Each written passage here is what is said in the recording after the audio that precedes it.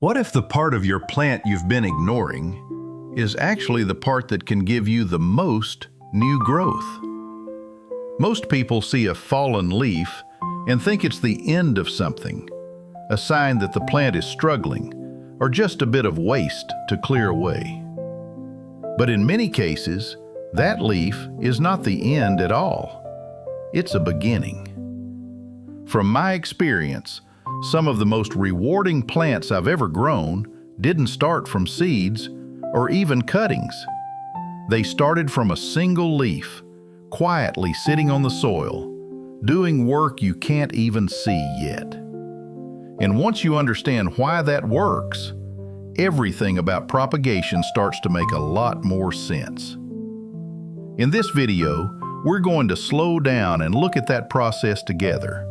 Not just which plants you can grow from a leaf, but why some succeed so easily, why others seem to do nothing for weeks, and why a few will never grow at all, no matter how carefully you try. If you've ever felt confused by propagation, or a little discouraged when things didn't work, you're not alone. This is one of those parts of gardening that looks simple on the surface, but becomes much clearer once you see what's really happening underneath.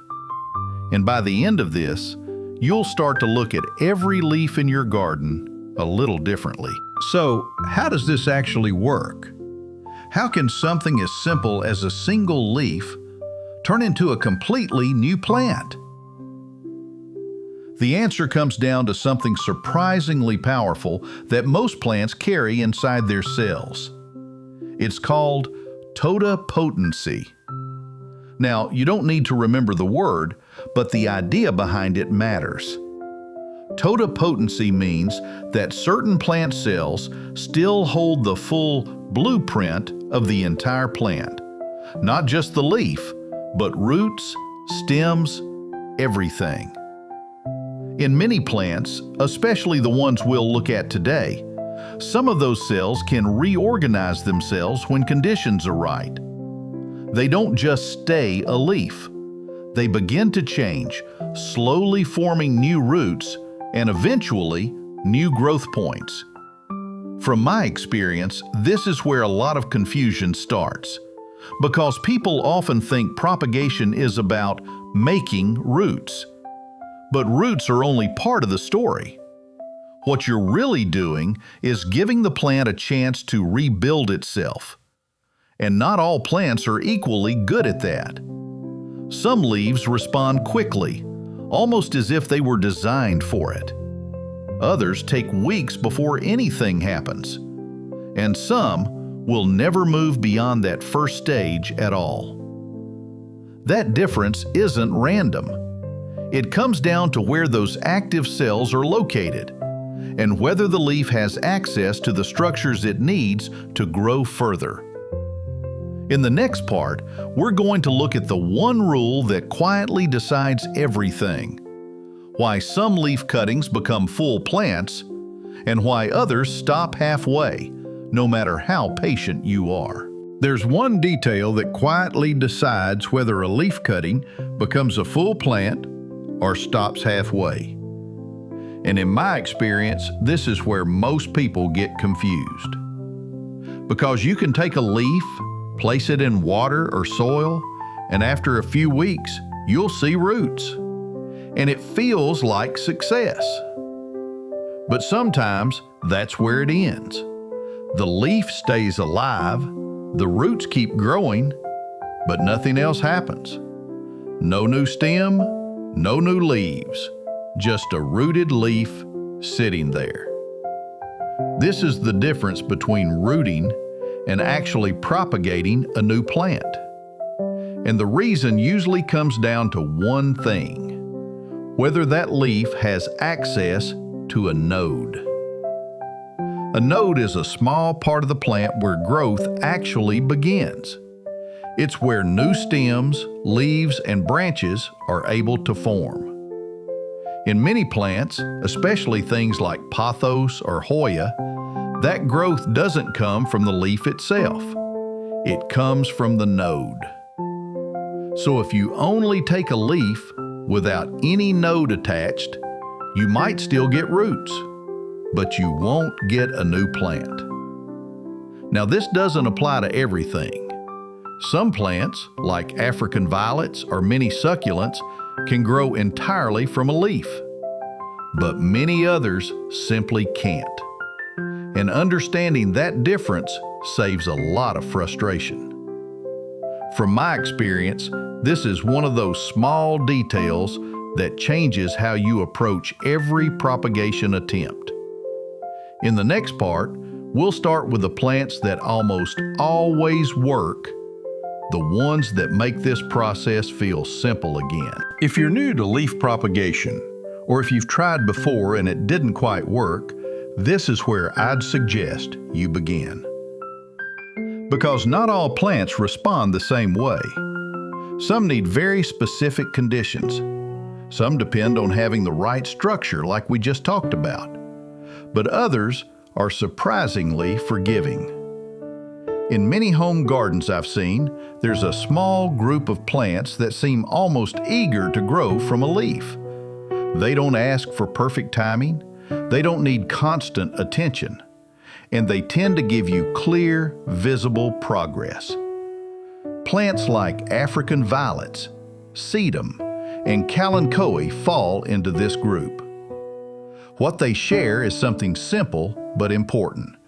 They carry enough stored energy in the leaf and enough active cells in the right place to rebuild a new plant without needing anything extra. From my experience, this is what makes them so reliable. Even if the light isn't perfect, even if watering isn't exactly right, they still tend to move forward. And that matters more than people realize, because early success builds confidence. When you see roots forming, then small new leaves, then a real plant starting to take shape, it changes how you think about propagation. It stops feeling like a trick and starts feeling like something you understand. In the next part, we'll start with one of the most well-known examples, a plant that has introduced generations of people to this process and still remains one of the most reliable today. If there's one plant that has quietly introduced generations of people to leaf propagation, it's the African violet. From my experience, this is often where everything starts to make sense. Because unlike many other plants, African violets don't need a node in the way we just discussed. The leaf itself already carries what it needs. And that's what makes them so reliable. All you really need is a healthy leaf with a short stem still attached. You place that stem into water or into a lightly moist mix, and then you wait. Usually within a few weeks, something interesting begins to happen. Not just roots. Small new plantlets start forming right at the base of that leaf. Sometimes one, often two, and in many cases even more. And this is where it becomes very different from what we talked about earlier, because this isn't just rooting. This is full regeneration. Each of those small plantlets has everything it needs to become a complete plant. From what I've seen, the original leaf plays an important role during this stage. It doesn't just sit there. It slowly feeds those new plants, supporting them until they're strong enough to grow on their own. And then, over time, that original leaf fades away. Not because something went wrong, but because it has already done its job. One small detail that tends to make a difference is choosing the right leaf. Not the youngest in the center, and not the oldest on the outer edge. Somewhere in the middle usually works best. Bright, indirect light also helps, and keeping the soil lightly moist, not wet. In many home setups, that's already enough. This is why African violets are often the turning point. They take something that feels uncertain and make it visible, repeatable, and surprisingly generous. Effortless. Plants like jade, echeveria, and many others in this group have a very different kind of strength. They store water and energy directly in their leaves, and that changes everything about how they propagate. From what I've seen, this stored energy gives them a kind of quiet resilience. Even after the leaf is removed from the plant, it still has enough resources to begin again. But there's one small step that makes a big difference here. Something that's easy to skip if you're in a hurry. Letting the leaf dry just a little before placing it on soil. This is often called callousing. It's simply allowing the cut end to seal over. Not completely dry, but no longer fresh and wet. In many cases, this helps prevent the leaf from rotting before it has a chance to grow. Once that step is done, the process becomes very simple. You place the leaf on top of dry or lightly moist soil, and then you leave it alone. Over time, small roots begin to form, followed by a tiny new rosette growing from the base. And this is one of the most satisfying things to watch, because you can actually see the new plant taking shape right in front of you. At the same time, the original leaf slowly shrinks. It's using up its stored energy to support that new growth. From my experience, one of the most common mistakes here is trying to help too much. Watering too early, moving the leaf around, checking it every day. But succulents tend to do better when you give them space. They already have what they need. You just need to give them time to use it. It's satisfying to watch. Not because it's faster, but because it's visible. You can actually see each stage as the plant slowly takes shape. From my experience, this is where many people begin to enjoy the process, not just the result. It usually starts very quietly. A small root system forms beneath the leaf, almost unnoticed at first. And then, right at the base, a tiny rosette begins to appear. At first, it's barely there, just a few soft, tightly packed leaves. But over time, it becomes something recognizable, a miniature version of the parent plant. And this is where patience starts to feel different. Instead of waiting for something to happen, you're watching it unfold, one layer at a time. What I've noticed is that light plays a quiet but important role here. Bright, indirect light helps the rosette stay compact and develop its natural shape. Without enough light, the new growth can stretch, becoming taller, looser, and not quite what you expected. Another small detail is spacing. When multiple leaves are placed too close together, airflow becomes limited, and in some cases, that can lead to rot or uneven growth. Giving each leaf a bit of space often leads to better results. But overall, Echeveria teaches something simple. Growth doesn't need to be hidden or sudden. It can be slow, visible, and quietly beautiful. In many ways, they are. But there's one small detail that quietly causes a lot of confusion. Something that doesn't look important at first, but changes the outcome completely. It has to do with direction. When you take a snake plant leaf and cut it into sections, each piece looks almost identical. Top, bottom. It's not always obvious, So it's very easy to place a cutting into soil the wrong way up. And interestingly, something still happens. Roots may begin to form, which makes it feel like everything is working. But over time, no new growth appears. Because in snake plants, growth follows a natural direction. The base of the leaf is where roots and new shoots are meant to develop. If that direction is reversed, the plant can still respond, but it struggles to continue.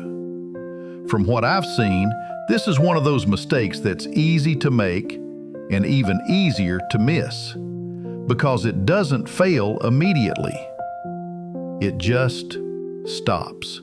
One simple way to avoid this is to mark the bottom of each cutting when you first make the cut. A small line, or even just keeping the pieces in order. That way, when it's time to plant, you don't have to guess. And once the direction is right, snake plants tend to be very steady growers. In the next part, we'll look at a plant that behaves almost the opposite, where everything is happening, but you can't see it for a long time. Not because they fail, but because they seem to do nothing at all. The ZZ plant is a good example of this. You can take a leaf, place it in water or soil, and for weeks, sometimes even months, nothing appears to change. No new leaves, no visible growth above the surface. And this is where many people assume something has gone wrong. They water more, move the plant, or try again with a new cutting. But from what I've seen, the plant is often still working, just not in a way you can see. Because before any new growth appears, the ZZ plant is building something underneath, a small rhizome. This is a thick underground structure that stores energy and supports future growth. And it takes time to form. Sometimes quite a bit of time. Only after that structure is established does the plant begin to send up new shoots, which is why the early stage can feel so quiet. From my experience, one of the most helpful things you can do here is to resist the urge to interfere. If the leaf still looks healthy, firm, not yellowing too quickly, there's a good chance something is happening below the surface, even if you can't see it yet. This is one of those moments in gardening where trust matters more than action. Because sometimes the most important growth is the kind that stays hidden for a while. Even further, begonias are a good example of this, because instead of growing from just one point, they can grow from many. From what I've seen, this often surprises people the first time they try it. You start with a single leaf, but instead of one new plant forming at the base, multiple new plants can emerge from different parts of that same leaf.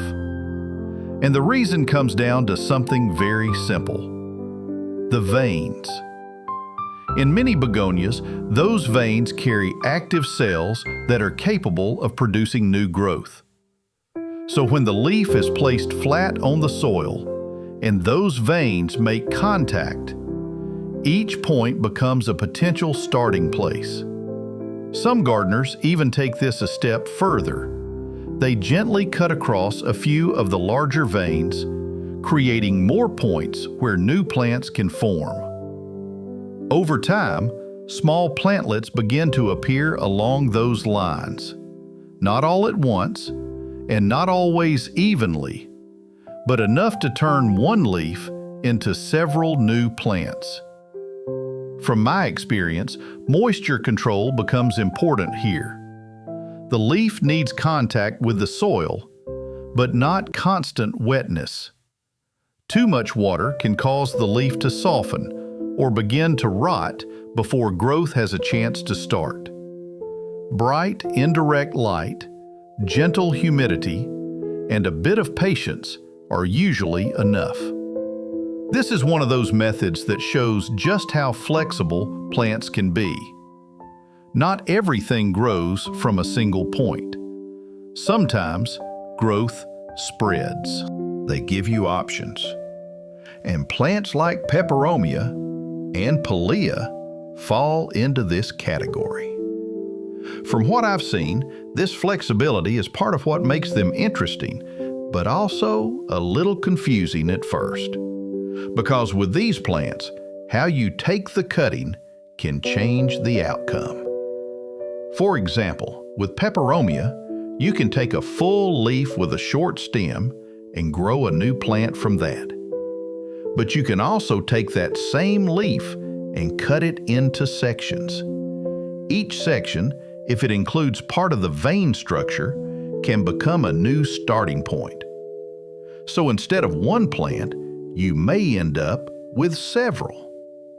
With pilea, the idea is a bit different. The leaf itself can root, but without a small piece of stem attached, it often won't produce new growth. So you might see roots forming, but nothing happening beyond that. Which can feel very similar to what we talked about earlier with nodes. And that's really the key here. Understanding what part of the plant actually holds the ability to continue growing. From my experience, this is where observation becomes more important than rules. Two plants may look similar, but behave very differently. One can grow from almost any part of the leaf. Another needs a very specific structure. So instead of trying to apply the same method to everything, it helps to adjust your approach based on what the plant is showing you. This kind of flexibility is what slowly builds real confidence in propagation. String of hearts, haworthia, and a few others fall into this category. Not because they're difficult, but because they move slowly. With string of hearts, something interesting happens beneath the surface. You place a node or a small section on soil, and over time it begins to form a tiny tuber, a small rounded structure that stores energy. And much like what we saw with the ZZ plant, this stage can take longer than expected. Above the soil, everything looks still, but below, something is forming. With haworthia, the process is a bit different, but the feeling is similar. Leaves can root, but new growth takes time. Sometimes weeks, sometimes longer, before anything becomes visible. And this is where expectations matter. If you expect quick results, these plants can feel uncooperative. But if you understand their pace, they become much easier to work with. From my experience, the biggest mistake here is assuming nothing is happening and starting over too soon, or trying to speed things up with more water, more movement, more attention. But like many slow growers, they do better when left undisturbed. Given time, they do respond, just not on the timeline we might expect. Usually about doing one big thing right.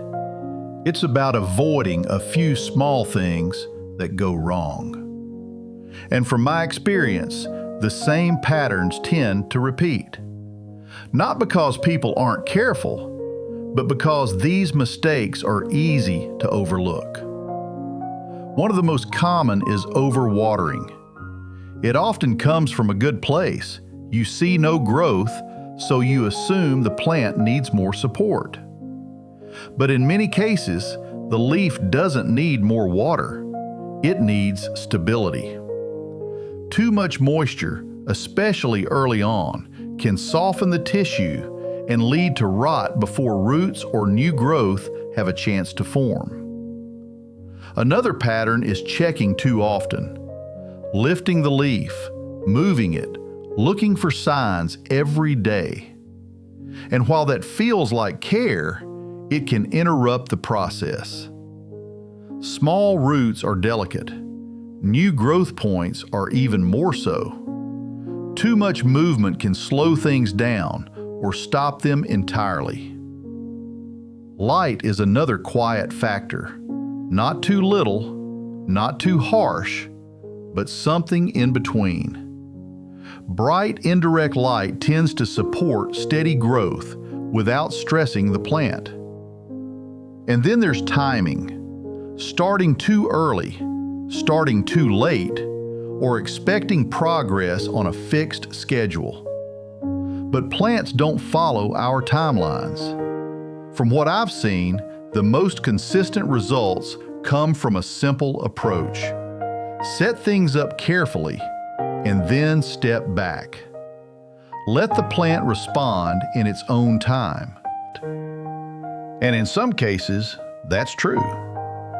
But there's an important limit to understand. Not all plants are capable of this kind of propagation. And more importantly, not all parts of a plant carry the same ability to grow.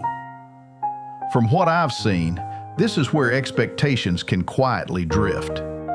You try a method that worked beautifully with one plant and expect it to work the same way with another. But the result is different. The leaf may stay healthy, it may even form roots, but it doesn't continue. And this isn't a mistake, it's a limitation of the plant itself.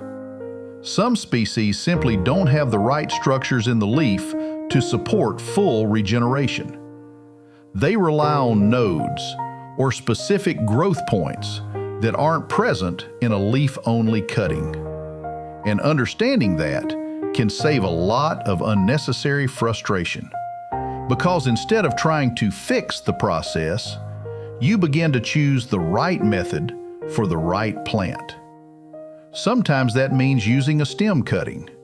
Sometimes it means waiting for offsets or dividing the plant.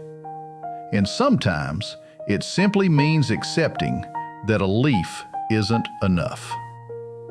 From my experience, this is an important shift. Propagation becomes less about forcing a result and more about working with what the plant is designed to do. In the final part, we'll look at one last example that brings all of this together in a very clear way. Because Hoya can be a little misleading at first. You take a leaf, place it in soil or water, and after some time, you may see roots. And just like before, it feels like success. But then, nothing else happens. No new vine, no new leaves, just a leaf with roots. And this is where the earlier ideas start to come into focus. Because with Hoya, the leaf can root, but it cannot grow into a full plant without a node. That growth point, that small section of stem, is what carries the ability to continue. Without it, the process stops halfway. And this is the part that often confuses people, because visually, everything looks like it's working. But functionally, something is missing. From my experience, this is one of the most important lessons in propagation. Not everything that roots will grow, and not every method works for every plant. But once you understand that, the whole process becomes much clearer. You stop guessing, you stop forcing results, and you start working with the plant instead of against it. If you enjoy this kind of slow, honest approach to gardening, you're always welcome here. And if your experience has been different, or you've noticed something I didn't mention, I'd be glad to hear it.